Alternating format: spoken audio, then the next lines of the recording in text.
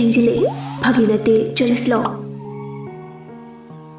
ꯅꯨꯄꯥ ꯑꯅꯤꯃꯛ ꯌꯦꯡꯅꯔꯝꯃꯤ ꯇꯣꯟꯅ ꯁꯦꯔꯤꯌꯁ ꯑꯣꯏꯅ ꯍꯥꯏꯔꯛꯄꯗꯨꯗ ꯍꯤꯛꯇꯣꯛꯄ ꯉꯝꯂꯝꯗꯦ ꯑꯅꯤꯃꯛ ꯐꯨꯛ ꯍꯧꯒꯠꯂꯛꯏ ꯖꯦꯀꯣꯕꯅ "Okay, let's go baby."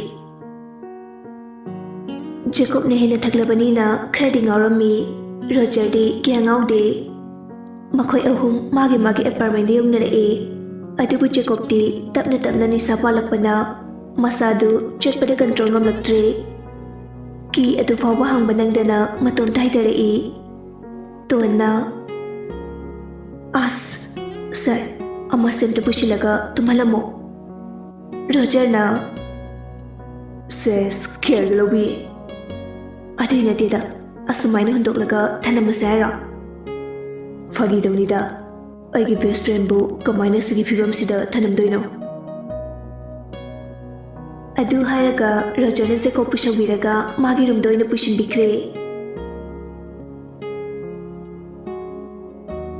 ꯁꯣꯝꯗꯅ ꯔꯥꯖ ꯑꯃꯗꯤ ꯂꯤ ꯇꯨꯝꯊꯕ ꯁꯨꯡꯌꯥ ꯌꯥꯔꯝꯗꯦ ꯀꯔꯝꯅꯗꯤ ꯌꯥꯔꯨꯅꯤ ꯔꯥꯅꯤꯅ ꯑꯁꯨꯛ ꯁꯥꯡꯅ ꯁꯥꯟꯅꯔꯝꯂꯤꯕ ꯂꯤꯂꯥ ꯃꯌꯥꯝꯁꯤ ꯈꯜꯂꯨꯕꯗ ꯔꯥꯖ ꯃꯇꯣꯝꯇ ꯄꯥꯡꯗꯕ ꯅꯨꯄꯥꯅꯤ ꯈꯟꯖꯔꯝꯃꯤ ꯂꯤꯁꯨ ꯃꯄꯥꯕꯨꯡꯕꯨ ꯊꯥꯗꯣꯛꯂꯒ ꯆꯠꯄ ꯄꯥꯝꯗꯕꯒꯤ ꯃꯇꯝ ꯈꯔꯗꯤ ꯌꯨꯝꯗ ꯂꯩꯔꯒꯦ ꯈꯜꯂꯝꯃꯤ ꯅꯨꯃꯤꯠꯇ ꯍꯧꯈ꯭ꯔꯦ ꯅꯣꯡꯉꯥꯜꯂꯒ ꯃꯍꯩ ꯔꯥꯅꯤ ꯏꯪꯂꯦꯟ ꯆꯠꯈ꯭ꯔꯦ ꯈꯪꯅꯔꯝꯃꯤ ꯔꯤꯄꯣꯔꯇꯔ ꯀꯌꯥ ꯌꯣꯝꯁꯤꯟꯅꯔꯛꯏ ꯔꯥꯖ ꯑꯃꯗꯤ ꯂꯤ ꯌꯨꯝꯗꯒꯤ ꯍꯦꯟꯗꯣꯛꯄ ꯉꯝꯗ꯭ꯔꯦ ꯑꯍꯦꯟꯕ ꯐꯣꯔꯁ ꯊꯥꯔꯛꯇꯨꯅ ꯃꯈꯣꯏ ꯑꯅꯤꯕꯨ ꯉꯥꯛ ꯁꯦꯟꯅꯔꯝꯃꯤ ꯔꯥꯖꯅ ꯖꯦꯀꯣꯕꯇ ꯐꯣꯟ ꯇꯧꯔꯛꯏ ꯑꯗꯨꯕꯨ ꯔꯣꯖꯔꯅ ꯑꯣꯏꯅ "ꯄꯥꯕꯨꯡ." ꯔꯥꯖꯅ "ꯔꯣꯖꯔ ꯑꯧ ꯃꯥꯅꯦ ꯁꯅꯥꯗꯨ ꯀꯔꯤꯃꯇ ꯆꯠꯊꯣꯛꯍꯟꯒꯅꯨꯀꯣ ꯑꯩꯅ ꯗꯤꯔꯦꯛꯇꯔꯗꯁꯨ ꯃꯇꯝ ꯈꯔ ꯁꯨꯇꯤꯡꯗ ꯂꯦꯞꯅꯕ ꯍꯥꯏꯈ꯭ꯔꯕꯅꯤ." "ꯍꯣꯏ ꯄꯥꯕꯨꯡ." "ꯃꯊꯥ ꯌꯥꯝꯅ ꯁꯥꯗꯧꯔꯤ ꯔꯣꯖꯔ ꯃꯤꯔꯝꯗꯒꯤ ꯄꯨꯁꯜꯂꯛꯄ ꯗ꯭ꯔꯒ ꯑꯗꯣ ꯀ꯭ꯔꯣꯔ 200ꯅꯤ ꯑꯗꯨꯒꯤ ꯄꯩꯁꯥꯗꯨ ꯑꯩꯈꯣꯏꯅ ꯁꯤꯡꯗꯧꯔꯤ."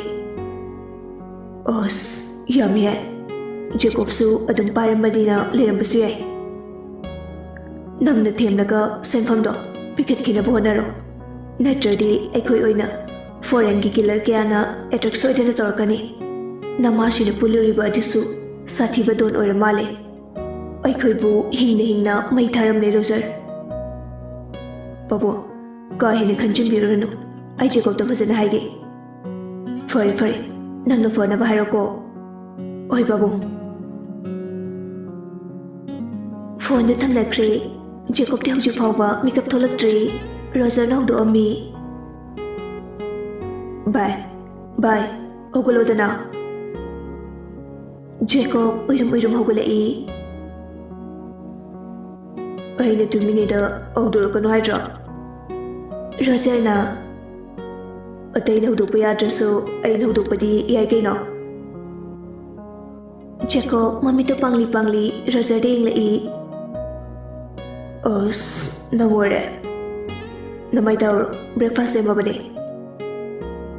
ꯖꯦꯀꯣꯕ ꯋꯥꯁꯔꯨꯝꯗ ꯆꯪꯈ꯭ꯔꯦ ꯃꯥꯅ ꯆꯪꯈ꯭ꯔꯤꯉꯩꯗ ꯔꯣꯖꯔꯅ ꯖꯦꯀꯣꯕꯀꯤ ꯐꯣꯟꯗꯒꯤ ꯑꯦꯀꯥꯎꯟꯠ ꯆꯦꯛ ꯇꯧꯔꯝꯃꯤ ꯀꯌꯥꯝ ꯂꯨꯅ ꯇꯤꯟꯅꯒꯦ ꯍꯥꯏꯕꯗ ꯖꯦꯀꯣꯕꯀꯤ ꯁꯦꯀ꯭ꯔꯦꯠ ꯄꯨꯝꯕ ꯔꯣꯖꯔꯅ ꯈꯪꯂꯤꯕꯗꯨ ꯖꯦꯀꯣꯕꯅ ꯂꯣꯏꯅ ꯍꯥꯏꯗꯣꯛꯄꯒꯤꯅꯤ ꯃꯈꯣꯏ ꯑꯅꯤꯅ ꯁꯥꯊꯤꯕꯒꯤ ꯆꯥꯡꯁꯤ FB ꯑꯣꯏꯒꯦꯔꯥ ꯑꯃꯕꯨ ꯑꯣꯏꯒꯦꯔꯥ ꯄꯥꯁꯋꯥꯔꯗꯁꯨ ꯂꯣꯏꯅ ꯈꯪꯅꯩ ꯔꯣꯖꯔꯒꯤ ꯑꯣꯏꯔꯁꯨ ꯖꯦꯀꯣꯕꯅ ꯂꯣꯏꯅ ꯈꯪꯉꯤ ꯑꯦꯀꯥꯎꯟꯠ ꯆꯦꯛ ꯇꯧꯔꯕ ꯃꯇꯨꯡꯗ ꯔꯣꯖꯔ ꯉꯛꯅ "ꯁꯤꯗꯤ 180 ꯀ꯭ꯔꯣꯔ ꯈꯛꯇꯅꯤꯅ ꯑꯇꯩ ꯄꯩꯁꯥꯈꯩꯗꯤ ꯀꯥꯏ ꯆꯠꯈ꯭ꯔꯕ?" "ꯑꯇꯣꯞꯄ ꯑꯦꯀꯥꯎꯟꯠ ꯑꯃꯁꯨ ꯁꯣꯏꯗꯅ ꯂꯩꯔꯝꯅꯤ ꯃꯁꯤ ꯑꯩꯉꯣꯟꯗ ꯋꯥꯒ ꯂꯣꯠꯄ ꯍꯧꯔꯦꯅꯦ ꯈꯪꯅꯤꯗꯅ." ꯖꯦꯀꯣꯕ ꯕ꯭ꯔꯁ ꯀꯩꯀꯥ ꯇꯧꯕ ꯂꯣꯏꯔꯗꯨꯅ ꯀꯤꯆꯟꯗ ꯆꯪꯂꯛꯏ "ꯕꯥꯏ ꯂꯥꯛꯑꯣꯗꯅ." ꯔꯣꯖꯔ ꯄ꯭ꯔꯞ ꯂꯥꯛꯏ "ꯅꯪꯗꯤ ꯑꯩ ꯈꯪꯍꯟꯗꯅ ꯑꯔꯣꯟꯕꯒ ꯌꯥꯝ ꯇꯧꯔꯝꯃꯤꯅ." ꯖꯦꯀꯣꯕꯅ "ꯑꯩꯅ ꯀꯩ ꯑꯔꯣꯟꯕ ꯇꯧꯔꯒꯦ ꯍꯥꯏꯁꯦ?" ꯔꯣꯖꯔꯅ ꯐꯣꯟꯗꯨ ꯎꯠꯂꯒ "ꯁꯤ ꯀꯩꯅꯣ?" ꯖꯦꯀꯣꯕ ꯃꯨꯟꯅ ꯌꯦꯡꯉꯤ "ꯑꯗꯨ ꯀꯩꯗꯧꯔꯒꯦ?" "ꯅꯪꯒꯤ ꯄꯩꯁꯥ ꯀꯌꯥꯝ ꯂꯩ ꯑꯩ ꯂꯣꯏꯅ ꯈꯪꯉꯤ nangna film amada loriba paisa se 50 crore ne adu nangna kumkhira film de kun maya ne flop chikera hit chikera nangi lofum thokpa chapmana na paisa lawe haiba ai loine khange khori no machina paisa ga panare sina 500 crore de spend da me kedorage to adu deba ado ai 400 crore darka lai atubada pina batawro Jeko ngakpada nate mami mana chap yung laga Kuri 400 crore darka waye Hoy Ish Ba Ki adalay na hari no Bishnu son mana kana rako Ado yung mapisa da puraga Nang ton galot kidoy kadataway da Ay loin kangi ko Nama fatabigi ilor ko no Shiboy nara Lobo tabani na thoy de morning dre such a biro nangi se damka tawri ba kaidira aine tawri ba tabak se nangi tamogi amade babungi fana bane hoini ado kai marangi no adu tadi haiduna ayadi suga yararoi aduna kona haige maram do haidre aidi kai gi bidu ba maram do kangladi yararoi walore atu bi biyo ko Maram do haro haibane Hai biya de hari makte da Adudi piroi Os Bye Nang se ngang na ba sa thinuwa he Nang ay bu thajadraba Nati thajarame Aujikti ton munarapadagi Ekoi tamo fong thajadre Oi lamgisha Oh Aine lamgisha Nang na lamsa Yaro haira Maram do sat haira pa yadra Roger di maram du haidi haining dabani hairuradi yaroi khalaga adubu chakoki chakri khambani na haidi adabagi noina mana karba tawibada paisa jiram lera me habani kaiguma pitoki da batar bati noyamata hini kaluno afawa don magi paisa ni poto loraga paisa ga khusina da male kona truck da market yola kanda pikhat por male Jacob na adugi ore forever aduna pitokraseba ko no walode don ogera dictator ogera laksana face toge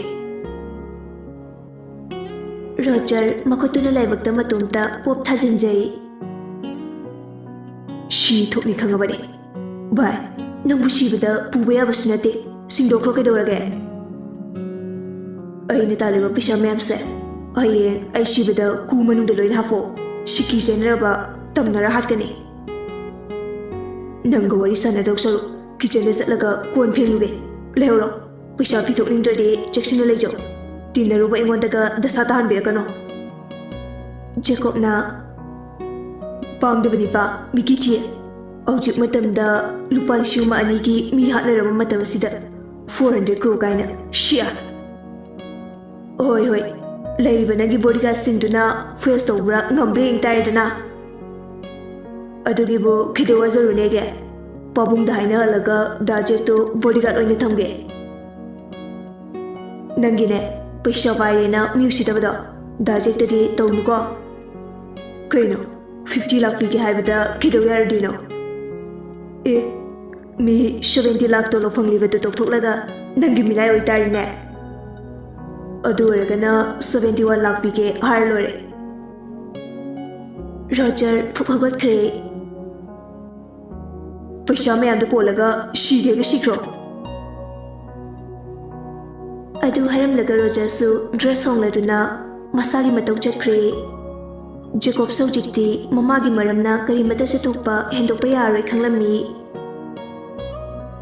Roger na kitchen yobaga rasta phone torami Roger, come down there. Os, yadi the babu, my Mary Kangli Duni. Ras, Matasarami. Ariba Pishasu, Namasina, Loina Pura the Chakre. Account the Obama Mayam Dusu, Magi the Loina, transfer Tokre. Roger Natna. Os, Odidi, come I don't I don't need to go pop on another honorage. loinamak natrasu khara hana pikige. Pabong, kiyamukti lerage. Hospital ado 150 crore da yolage. Roger nungaitana sabadana 200 crore hena changkraga adagi machak mathum mayam duga kaiga as pamuye babu khari du paile low pari mari muksu yolage as yuming kola sisu pulab yolage aduga hotel aduda oina lerage. Roger taba ngamlaktre kapning ba i rasna fare thamlage ko oi babu phone da thamkibaga Roger sauraga shigi condition che ora phoba kit da thawasati poison umta leyu khigeda adu harga onthorokpada tonga benga leptuni yenga lerami. Roger khampe khangna the mind as avena sir poison leyu dora asembage kana tuino kemerongino ado aikhoida hapukai de harakanu ko aidinga moiba yam kije aikhoi muksena dana jelo buga ngamoi ko. Roger sorsano handok jai ai chunga thijabe pepa kaino aina wangang moi matanga fidegai khaptare se ton tapna sir kaido yaurage. Roger na ton da mun yengli aduga nokfe tawraga plan ama sanarage khalami. Roger nokmi ton geleng zunda satkon silaga aigi thaba amta pangthupiyo kai matang no sir thabak singse ani sa solution kise aduga haige oi sir makhoi anina adumna close oikibada ubada abe khadi nuwai jaramde adubu amuksu mapukning du phata jai tawriba mathau aduda pukning changna thong thaklami. Order tawrakpa pumnama thong thakpa loiduna makhoi ngehak pothanarami. Roger na ton loiba na drop aw lori sir adudi law ton na avem don chilaga bye leram ko avem tapna ton su Roger gi matung inari ani tu coffee cup amamam parga balcony rom dala kai leragi sir ton hauji babung hoi mathayam na sare imasina asupalamu haibati nomada kalude madi masaga se amata nushi boramdre matam koine degi posana borame magna drug lori banu pada donor male adu kyambo paisa degi drug adubu selfie dana lormi ba sisu angakpani imasi se drug cover toba khuidi guram do male aduna bu sati kaba dona duga karba to minari bane adubu imasi di lord kre somdo paisa do singdravadi pabungda jakubda tamuda yamna kudong thiba nanglak to male ado aini kai mateng pang haibano sir paisa do 400 crore ni singdo se toingat na imai bima ado Jacob di paisa do leri bane adudi singkhrayu dana Roger na tondi englaga aina harabane yaba go bolete nang hardi yarkani adugi ra nang Jacob nungsidasu nungsiba sasinarga them noduna paisa do pithokrase ayo as nungsiba sasina doiba please nang shimatang mating pangbiyo ton tandi tanbani adubu li amadi raski khalaga yarami. Roger na soharakpaduda tallabasu hekto pangamunde hoi phare ai harage aujuma hayo as aujuma natrabati Jacob hoyi hospital low yum inko loine on khraniye ado Jacobu atuk yamu pisa dubu leram gadra. 700 crore hena lebani. Ada Jacob ki mari chakri machindi nang sukhang liduni. Kredi haising hai batare. Amu anga fai ki machindi tawra adi kamdauni. Thangi ba Jacob. Hende jila adi chok hekta mabukta thilamo. Fagi tawni ko amuk thilerami. Lo Jacob ki lungs ki boy na wari sanolo. Oi sir. Ani do amu kitchen da lakminare. Jacob ki chana thaknaba Roger na hana thong thakdana thamlabani. Maitei gi oigera mapalam gi chana bo oigera ningthi na sem sarduna ton trolley to the puraga lipta ka khalai. Jacob ke apartment yopaga calling bell at the kingami. Jacob sat hangdore e ton nokning drasu yam nushina tapna ingna nokchei. Dako chalama mani aina mathen mayam sa thongthara porabani. Jacob na koinu nang torisna kadargadi topana teka huga yaramdana. Ton sauya da bagi aduk momo noksinaraga yam thajadragana aina hana jara lore. Jacob na trolley adu manungda insilai. Hai gumdana boring yam chui nang thabak yam chinbra.